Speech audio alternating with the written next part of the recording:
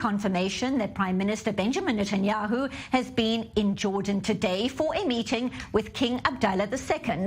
It's the Israeli leader's first trip since taking office again in recent weeks. The two leaders reportedly discussing regional issues with an emphasis on strategic security and economic cooperation between Israel and Jordan. So for more details and insight, our senior diplomatic correspondent Owen Alterman is here in studio.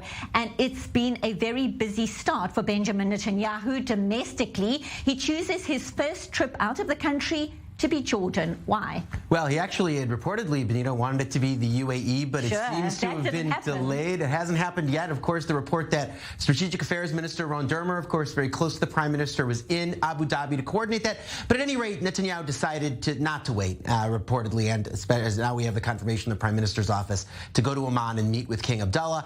As usual, Benita, you look at the two different statements from the two different sides and get a clue as to what each wanted to emphasize in this meeting. From the Israeli side, the Prime Minister's office talking about how the two discussed strategic, security, and economic cooperation between the countries and congratulated each other, I guess would be the correct translation, for the friendship and the partnership between the two countries going back years.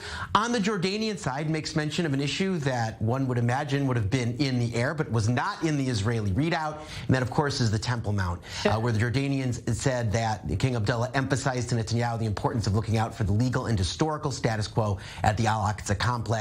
So again, the Jordanians wanting to make pains to emphasize that issue in their readout. The Israeli readout, of course, emphasizing other angles. We certainly will be watching to see what else comes out of that particular visit. You made mention of the fact that Benjamin Netanyahu was going to go to the UAE. What else is known about his itinerary, his agenda? Where is he going to go next? Well, we don't know yet, Benita. Again, the report that there was a fairly high-level visit to the UAE in order to coordinate that trip, which would lead one to believe that planning is moving along. That said, again, nothing has been announced. At one point, had been at least one report in Israeli media about a potential trip to Washington.